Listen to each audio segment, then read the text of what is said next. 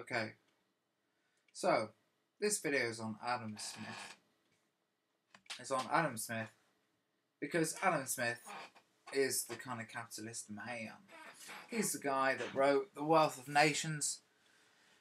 He's the guy that said, okay, I get how to make money. I get it. This is the way it goes down. First thing, in order for me to make money, as a nation, I have to export and I have to import. And the reason why I have to export and import is because if I export goods at a price cheaper than another nation and export goods at a price cheaper than I can manufacture them, then I can make a win. Because if I have wine in my country that was £5 a bottle because it doesn't have sunlight, it's a terrible place to grow wine and I have to build loads of infrastructure around it. But I can buy wine for £3 a bottle. And if I can manufacture pins at 2p a pin, and every other country can only manufacture it at 5p a pin, then I can sell my pins because other countries will want them because they're cheaper, and I will want their wine because that's cheaper. So what we reach is an equilibrium where I'm buying their wine, making money, or at least not losing money, because if I did it, it would be more expensive, and they're making money, or not losing money, because their pins, if they manufactured them, would be more expensive than buying them from me. Which is good. It's a good idea. So,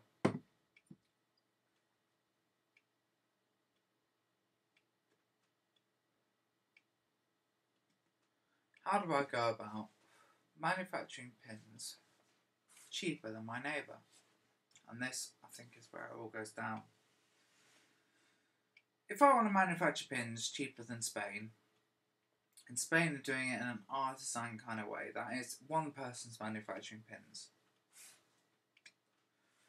There's one guy in his house, and he's melting metal, and he's moulding metal, and he's then knocking out the metal into a pin shape.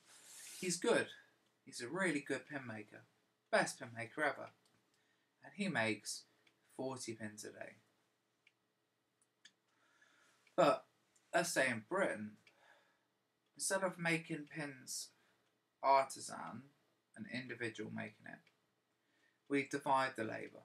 And we say one person melts the metal, and he passes the molten metal on to someone else. And that person's job is just to take loads of molten metal, bosh it into like 1,000 pin-shaped modules, and then pass it on. Another person cools the metal, so his job might be just stuffing hundreds at a time of these molten metal things into a refrigerator or whatever, pulls them out, set, hard, passes them on. A last person boshes a head on each pin. Britain now can manufacture, based on that, 1,000 pins a day. 1,000 pins a day. 4 labourers working at 1,000 pins a day is 250 pins per person. It's much more efficient. They can then sell the surplus pins. They can sell it so they make money. That's the way Adam Smith works. There is a problem, which is that the human need for creativity, the human spirit, is destroyed by Adam Smith. Because there's nothing as disheartening as doing a job that you don't care about, you don't love it. The pins are better. Every pin is identical because every person is specialised at their tiny divided job in the pin making manufacture. So the guy that boshes heads on pins is doing 1,000 a day. Oh, Jesus, doing 1,000 a day. And the guy that's freezing the pins, he's doing 1,000 a day. So he's good at shoving them in and pulling them out. And the guy that's melting the metal, he's good at melting the metal because he's melting 1,000 pins worth of metal a day. But none of them care about the pins. The pins are better. But none of them go home and say, I had a good day. Every single one of them goes home and says, and if the wife was to say, or lover, it's 19th century when he was writing, wife turns to him and says, how's your day? Every one of them would say the day was shit. Why would they say the day's shit? Because they didn't care. They've got no love for the pins. The artisan in Paris or France or Spain or wherever I said, he's manufacturing the pins from his own heart and his own love. And he's putting his own labour into those pins. When he sells 12 pins or whatever, 100 pins, he's loving those pins.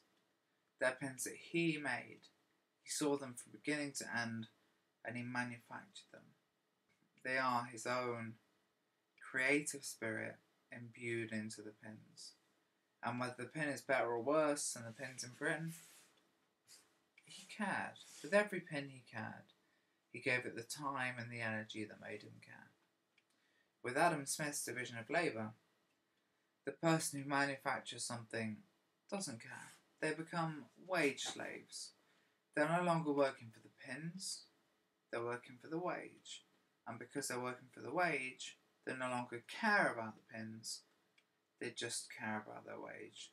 So if a wife was to say, how's your day? They might say, I made £100. I made £100. It's good. But if they were to say, did you enjoy your work? They'd say, no. Just boshed the head on pins. Didn't do anything. Just boshed it all day. All day I boshed heads on pins.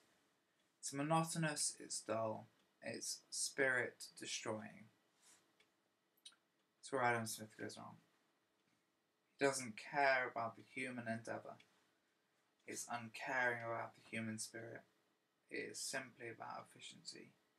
And humanity was designed for more than efficiency.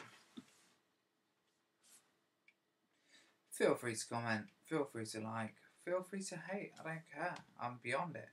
Yeah, that's right, if the 9 people who watch my videos, I'm down with you not caring, fuck it. It's only a 1 in 9.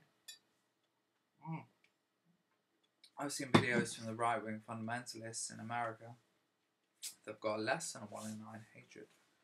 So if you hate it, hate it. If you love it, love it. If you don't care, don't care. I don't care.